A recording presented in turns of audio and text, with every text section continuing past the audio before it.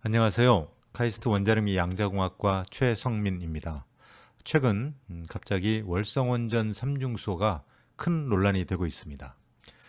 탈핵단체 인사들과 일부 여당 국회의원들이 월성원전에서 나온 3중수소가 주변 지역 주민들의 건강을 해치고 있다고 주장하고 있습니다. 자, 이것이 사실인지 함께 알아보기 위해서 핵공강 클래스 특별 세션을 진행하게 되었습니다. 오늘 카이스트 정영훈 교수님 그리고 경희대 정범진 교수님과 함께 살펴보도록 하겠습니다. 우선 월성원전 주변 지역 지하수 3중수소 농도를 한번 살펴보겠습니다. 최근 5년간 측정한 결과 평균 물 1리터당 8 내지 9 베크렐이 검출되었다고 합니다.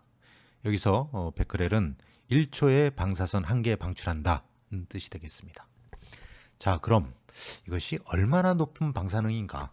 그리고 이게 어느 정도 위험성을 갖는 것인가? 사실 일반인들 입장에서는 감을 잡기가 쉽지 않습니다. 그래서 거기에 도움을 드리기 위해서 우리가 아무런 걱정 없이 살고 있는 땅, 그리고 땅에서 자란 음식물에 대해서, 음식물의 방사능에 대해서 함께 살펴보도록 하겠습니다. 우선 토양 속 자연 방사능에 대해서 살펴보겠습니다. 각 지역의 지질 특성에 따라서 조금씩 차이가 나는데요. 서울 지역의 경우 자연 방사성 물질인 칼륨 40이 흙 1kg당 950 베크렐을 검출되었다고 합니다. 자, 이것을 삼중수소하고 비교해 보겠습니다. 그 비교를 위해서 삼중수소와 칼륨에서 나오는 방사선을 살펴보겠습니다. 삼중수소는 낮은 에너지의 베타선을 방출합니다. 방사성 물질 중에서 가장 순한 놈에 해당합니다. 반면 칼륨 40은 높은 에너지의 방사선 또는 높은 에너지의 감마선을 방출합니다. 이 에너지를 비교해보면 칼륨 40이 삼중수소보다 70 내지 80배 높은 방사선을 방출한다는 것을 쉽게 볼 수 있겠습니다. 섭취했을 때의 방사선 피폭 효과를 비교해 보겠습니다. 여기서 피폭 효과란 흡수한 방사선 에너지 양, 여기에 생물학적 효과를 고려한 값이 되겠습니다. 참고로 삼중수소는 섭취한 후 10일이 지나면 반으로 줄어든다고 합니다. 그 얘기는 반이 배출됐다는 뜻이죠. 반면 칼륨 40은 섭취한 지 30일이 지나야 반으로 줄어들게 됩니다. 즉 칼륨 40이 몸에 좀 더 오래 머문다는 뜻이 되겠습니다. 자, 그래서 방사선의 에너지 그리고 몸에 머무는 시간 등을 고려했을 때 삼중수소의 피폭 효과가 1이라면 칼륨 40의 피폭 효과는 340에 해당이 되겠습니다. 이게 국제방사선 방호협회 ICRP에서 보고한 내용이 되겠습니다. 탈핵단체 인사들 중에 삼중수소는 특별한 효과가 있어서 칼륨 40보다 훨씬 더 위험성이 높다라고 주장하는 분들이 있습니다. 과학적 근거가 전혀 없는 이야기고요. 혹시 주변에 이러한 비슷한 소리를 하는 분이 계시면 이분은 방사능 괴담성 이야기를 하시는 분이구나 라고 생각하시면 틀림이 없겠습니다. 정리하면 칼륨 40 1베크렐은 삼중수소 340 베크렐과 피폭 효과가 같다. 이렇게 보시면 되겠습니다. 이 점을 고려해서 서울 지역 칼륨 40 방사능 950 베크렐 퍼 킬로그램을 삼중수소 방사능으로 환산을 하면 32만 베크렐 퍼 킬로그램이 되겠습니다.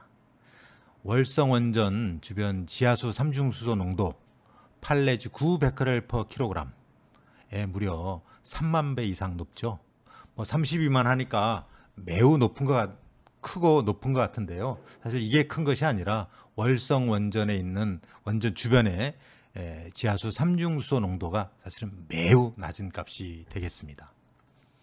자, 흙은 우리가 먹는 거 아니지 않느냐? 그게 적절한 비교냐? 이렇게 보실 수도 있는데요. 자, 흙 속에서 자란 음식물을 한번 보도록 하겠습니다. 쌀입니다. 우리의 주식이죠. 칼륨 40이 쌀 킬로그램당 20.8 베크렐 들어있다고 합니다. 여기서 보여주는 모든 음식물은 서울 지역에서 시판되고 있는 음식물을 측정한 값이 되겠습니다. 자, 이 값을 삼중수소 방사능으로 환산을 하면 쌀 1kg당 7,000 베크렐에 해당하는 방사능이 들어있습니다. 감자입니다. 감자의 칼륨 40 방사능을 삼중수소 방사능으로 환산하면 4만 베크렐 퍼 킬로그램입니다. 고구마 삼중수소 방사능으로 환산을 하면 5만 1,000 베크렐 퍼 킬로그램입니다. 콩이죠. 우리 간장도 만들고 순두부도 만드는 콩입니다. 콩에는 칼륨이 특히 풍부한데요. 칼륨 40이 610 베크렐 퍼 킬로그램 들어있다고 합니다. 이거를 삼중수소 방사능으로 환산을 하면 20만 7천 베크렐 퍼 킬로그램입니다. 엄청 큰 숫자죠.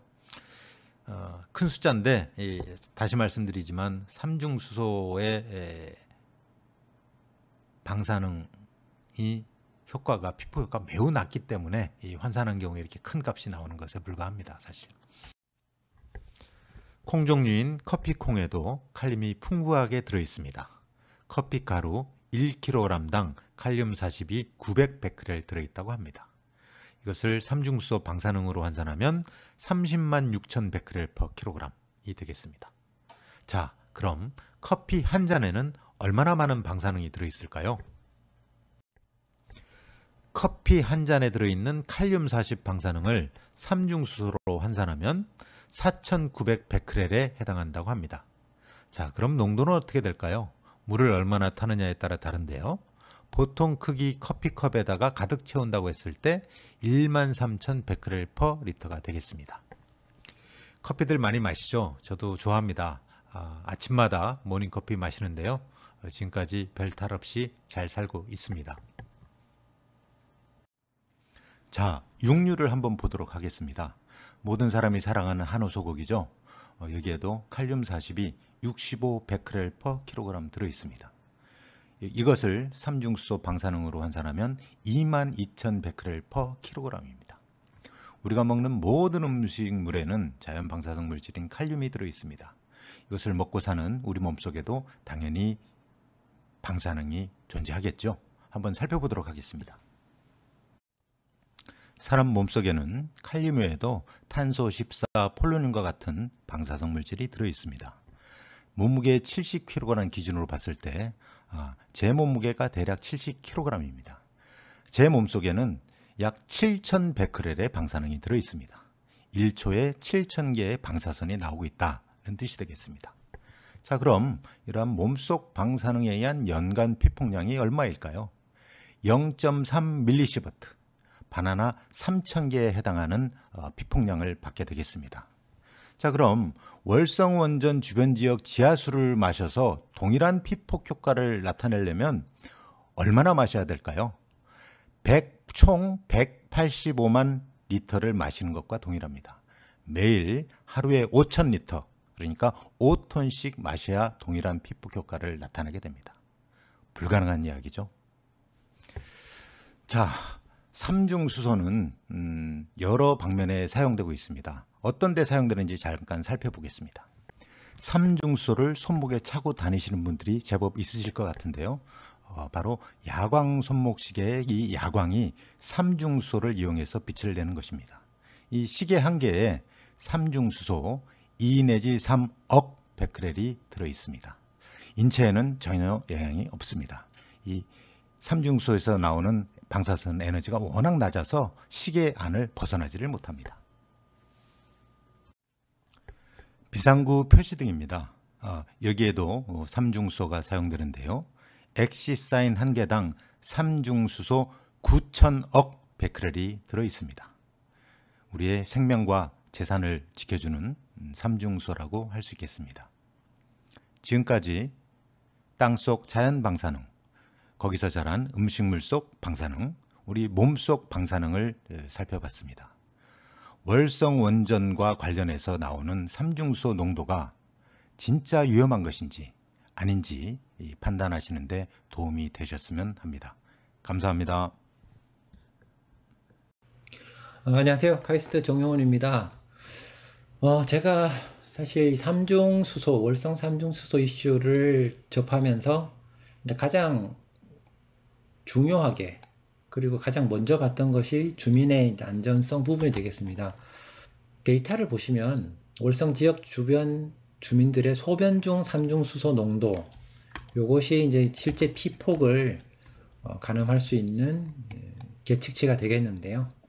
1차, 2차에 걸쳐서 조사를 했고 최대치가 나온 한 분이 28.8 베크렐/리터 정도가 나왔어요. 그럼 이게 어느 정도의 피폭량이냐? 1년에 0.6 마이크로시버트, 0.0006 밀리시버트가 되는 거죠. 그 0.6 마이크로시버트를 1년에 받는다라는 것은 얼마만한 양인가 보면 1년에 바나나 6개 정도 섭취할 때의 피폭량이 되는 겁니다. 그래서 무시할 수 있는 크기의 피폭을 받고 있다라는 것이 결론이고요.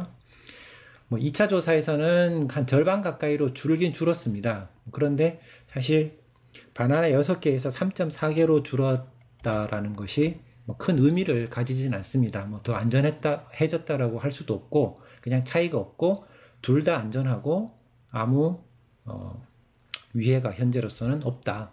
왜 그런 거 아니? 앞에서도 비교를 많이 했습니다만은 우리가 음식을 통해서 1년에 300 마이크로시버트 정도를 피폭을 받아요. 그렇다면 0.6이라는 숫자가 얼마만큼 큰 거냐? 대략 한 500분의 1 정도가 이게 되는 거죠. 그리고 부산하고 강원도가 자연 방사선량 차이가 대략 1년에 1100인데요. 0.6이라는 것은 1000분의 1도 안 되는 대략 한 1800분의 1 정도 되는 숫자.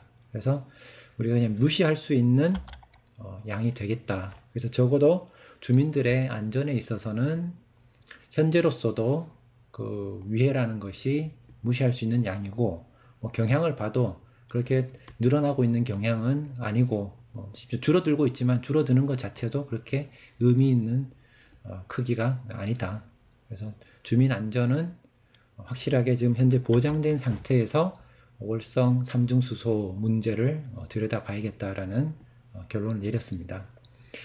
그럼 두 번째로는 기준치의 18배를 초과하는 농도의 삼중수소가 유출된 게 아니냐 하는데 발전소 구조를 한번 일단 보셔야지 이제 이해가 빠르실 텐데요.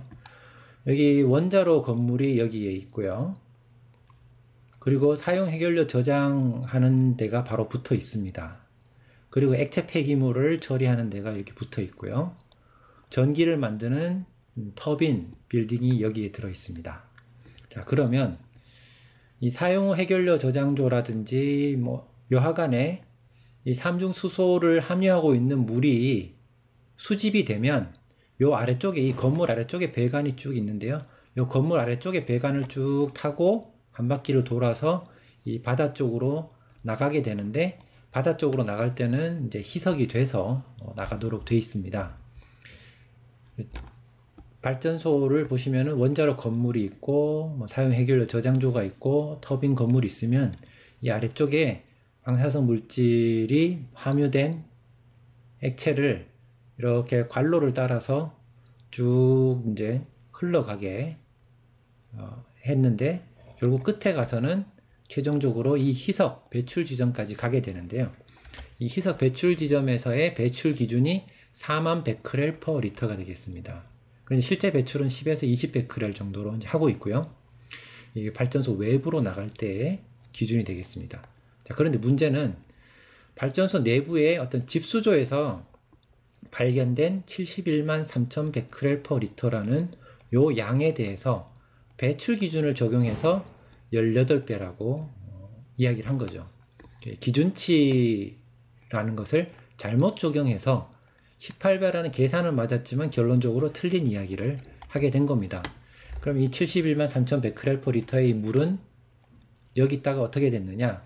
결국 이 희석 배출 지점까지 가져가서 여기에서 순환수에 희석을 한 다음에 배출 기준을 충분히 만족하는 대략 13 베크렐/리터 정도로 해서 외부로 배출이 된 거고요. 여기 있는 총량이 얼마였느냐? 삼중수소 양으로 대략 10억 베크렐 조금 넘는 그정 10억 베크렐 내외 정도의 삼중수소 양이었습니다. 월성에서 연간 희석해서 배출하는 양이 한 30조 베크렐 정도 됩니다. 액체를 통해서 나가는 것이 30조 베크렐 정도 되는데 그 중에 10억 베크렐 정도 남짓한 양이 되는 거죠.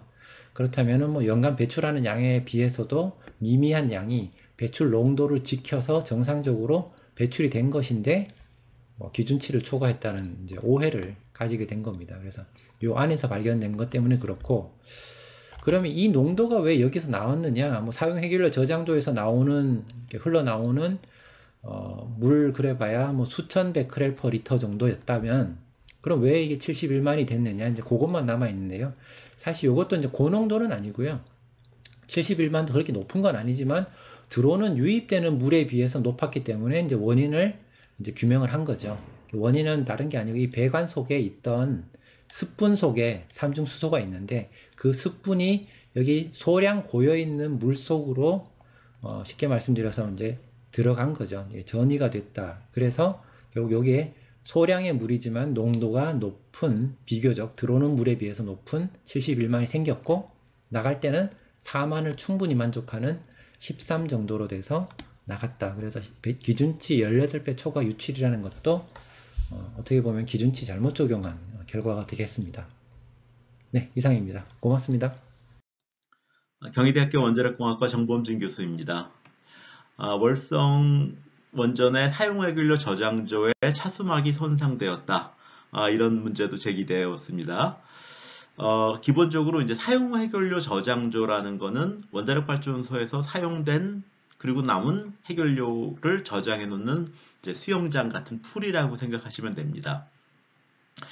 이 안에는 이제 사용해결료가 들어있고 이제 그것을 냉각할 수 있고 방사선을 차폐할 수 있는 물이 들어가 있습니다. 기본적으로 원자력 발전소에서는 이런 구조물들이 있으면 항상 2중, 3중으로 되어 있습니다. 그러니까 생각하시면 풀 바깥쪽으로 풀이 하나 더 있는 거라고 생각하시면 됩니다. 그래서 그 풀과 풀 사이에 이제 물이 생기면 그 물을 보고 안에 사용해결료 저장소에 있는 물이 빠져나갔는지 아니면 바깥쪽에 이제 풀이 손상이 돼가지고 지하수 같은 것이 유입이 되었는지 이런 것들을 확인을 해볼 수가 있도록 되어 있습니다. 그래서 기본적으로 원자력 발전소에 있는 어떤 풀이 손상되었다 이렇게 했을 때 이것이 외부로 바로 바깥으로 유출되는 것이 아니라 중간에 걸러지는 단계가 반드시 있다라는 것들을 이제 아시고 좀 보시면 좋겠습니다. 지금 사용해결료 저장소의 위치를 좀 보여드리려고 하는 건데요. 왼쪽 도면을 한번 봐주시기 바랍니다. 이 도면에는 이제 그 위에서 아래로 이제 내려다본 도면인데요. 좌측 상단에 이제 분홍색으로 원자로 건물 경남용기가 이렇게 그림이 그려져 있습니다. 경남용기 일부죠. 그 다음에 이제 오른쪽에 하단에 초록색으로 이제 네모난 상자가 보입니다. 요게 이제 사용해결료 저장소입니다.